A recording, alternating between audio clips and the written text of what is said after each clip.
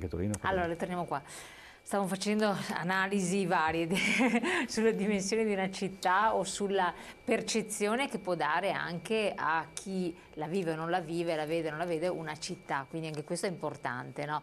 Perché poi se le persone frequentano una città, se leggiamo il messaggio, la consumano, tra virgolette, ma nel senso che attivano anche i consumi, l'economia, la rendono ricca, no? Il tram passerà per la via Alberata di Boschetti. Da quello che so, per mettere i fili dovranno radere al suolo gli alberi. Il tram è antiquato, ci sono altri modi meno invasivi. Il problema è che si dovrebbe puntare sulle corsie preferenziali, quelle fanno accorciare i tempi, poi ruota o rotaia, non cambia niente. Beh, c'è tutto un dibattito su cui sono anche un po' in difficoltà ad entrare, nel senso che non sono un esperto, però teniamo conto che oggi abbiamo finanziamento per fare quella cosa lì, altrimenti si corre il rischio di non fare nulla. Questo è il tema di fondo e a suo tempo le analisi hanno portato a questo tipo di risultato. Mi auguro che non taglino gli alberi, che non ci siano dei strumenti moderni che permettano di non fare questo tipo di taglio, sarebbe veramente brutto proprio per quello che si diceva prima, cioè occorre che il tram passi all'interno di un tram verde, tra virgolette. Poi però ci sono altri strumenti, c'è chi dice che il tram dovrebbe essere non a guida perché altrimenti provoca. Quello che è vero è questo, su una cosa c'è perfettamente ragione, occorrono delle corsie preferenziali. Ecco perché da dove passa il tram ci deve essere il meno ingombro di altra natura, perché se non ci sono le corsie preferenziali, come diceva, il rischio è che il tram diventi uno strumento di trasporto lento e quindi che non sia più appetibile come lo è oggi invece, perché basta vedere il livello di frequenza nei sabati, nelle domeniche, e si rende conto che è un mezzo di trasporto pubblico ben apprezzato dalle persone. assolutamente.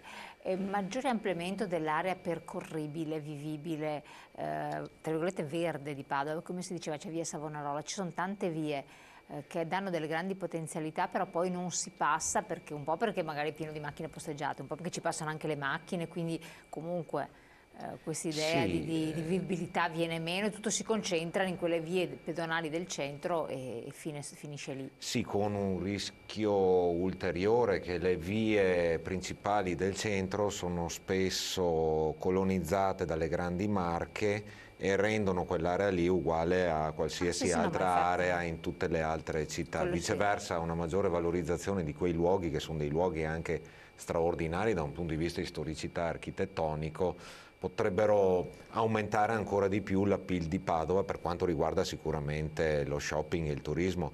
È chiaro che anche sulla gestione di questi temi commerciali di attrattività, qualche volta noi abbiamo un'idea che è un po' diversa, se vogliamo. Ad esempio Padova ha fatto una scelta di un distretto, giustamente, di un distretto unico, e secondo noi invece ogni area ha una sua specificità. Abbiamo visto anche che all'estero la gestione delle aree commerciali attraverso i BID o il tema del Town Center Management viene fatta in aree ben delimitate. Il centro storico ha diverse anime, per cui probabilmente ci vogliono anche diverse strategie in base alle diverse anime. Non parliamo poi dei quartieri, perché un conto ad esempio è il centro storico, un conto è l'Arcella dove siamo stati Per ieri. esempio, però non so se l'avete analizzato, ma forse a livello, chiedo, Mestre ha dato un cambiamento importante valorizzando anche piccole realtà commerciali.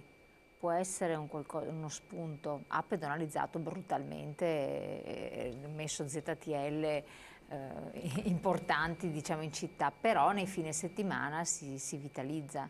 Quello che era prima solo Piazza Ferretto, adesso c'è un'ampia fascia. Beh, Mestre ha fatto degli interventi con alterni risultati, insomma c'è chi è contento, come dappertutto ovviamente. Credo che lì sia stata anche l'aver posizionato qualche grande struttura a ridosso del centro e all'interno del centro ha permesso questo aspetto. Gli esami che stiamo facendo è un po' dappertutto, non è stiamo vedendo, e quello che diceva prima Marco è molto evidente, molto chiaro. Tu devi dare un motivo al consumatore che parcheggia in Prato della Valle e va in centro storico e poi quando ha fatto quello che deve fare in centro storico, intendo dire esclusivamente via Roma, le tre piazze principali, via San Fermo, e poi se ne ritorna da dove è parcheggiato. Noi dobbiamo dare a quel consumatore delle motivazioni giornaliere, non occasionali, tutti i giorni, per cui sia attirato in via San Francesco, nella zona via Savonarola, come diceva quelle prima meno Marco. frequentate adesso. E questo significa mettere in competizione tra di loro, nelle loro capacità di offerta, le varie aree della città, ma le devi mettere in competizione. Fare questo significa, al di là del distretto complessivo del commercio, saper organizzare in queste aree una capacità di attrazione che è in alternativa o competitiva con le altre. Questa è la sfida, non è che possiamo farne altre. E quando parlo di attrazione, attenzione, non penso ad eventi e neanche solo ad offerta commerciale.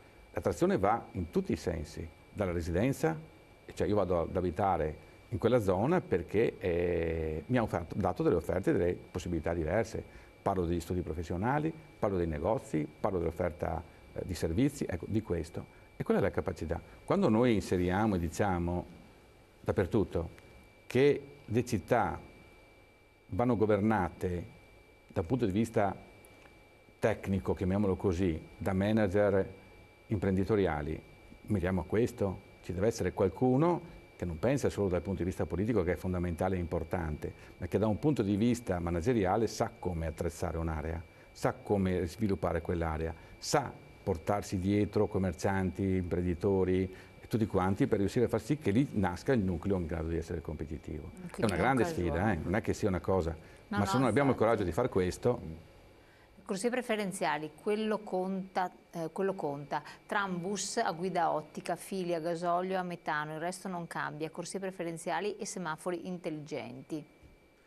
Mi posso permettere due battute? Sì. Mestre ha scelto lo stesso tram di Padova, però mi permetto un'altra battuta rispetto all'attrattività.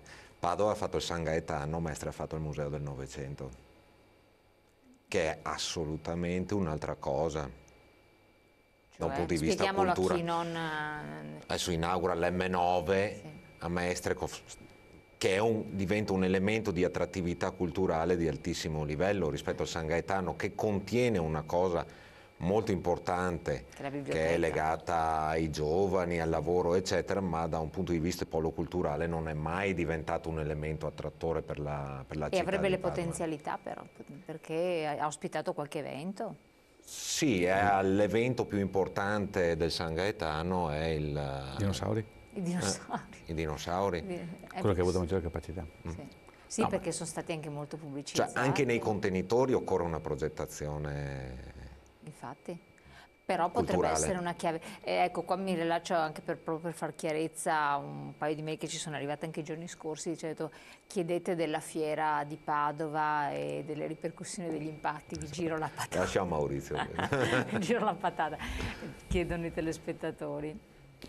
Beh, non è facile, nel senso che la fiera ha avuto una sua storia che andrebbe ogni volta ricordata, la cito velocemente, è l'unica fiera privata del Veneto. Quando, 20 anni fa, tutti volevano che le fiere fossero privatizzate, l'unica che è riuscita a farla è questa. Chi ha gestito la fiera ha pagato un grande debito al pubblico in quel momento, altrimenti avremmo dovuto pagarlo noi con le nostre tasse, l'ha pagato. Poi la fiera si è dimostrata, ma non in un contesto più ampio, perché non è vero che le fiere sono finite, come si suol dire, le fiere hanno cambiato ruolo, ma non sono finite, ha attraversato un periodo di crisi pauroso, Padova più di molte altre. In questo momento mi sembra che tutti vogliamo che la fiera continui, sicuramente con caratteristiche diverse, e può essere un grande centro di attrazione per la città e per la provincia di Padova. Tra l'altro c'è sempre questo concetto che va sottolineato, cioè non è solo la città in gioco, sono quei 400.000 abitanti che ruotano attorno alla città e poi c'è il resto della provincia. Mi sembra che oggi si sia imboccata una strada perlomeno di risoluzione, l'ente pubblico mi sembra abbia intenzione di ritornare ad esserne il controllore di questa fiera, con tutte le difficoltà, ovviamente in mezzo c'è un proprietario francese che ha le sue economie da difendere, ma io credo che dobbiamo rilanciare con molta attenzione, con molta unità quello che è il ruolo della fiera. Una fiera posizionata in centro storico, perché quello è, posizionata nel centro storico di Padova, è una delle pochissime che ci sono in giro per l'Italia, io credo che può darci grande soddisfazione. Va risolto il problema della proprietà, va ritornata sicuramente a un controllo pubblico e io credo che le potenzialità ci siano. Chiaramente dobbiamo tutti rimboccarci le maniche e ricordarci che la fiera non è un patrimonio di qualcuno, ma è un patrimonio di tutti. Resterà comunque. In dubbio, questo rimarrà sicuramente, ma questo fuori discussione.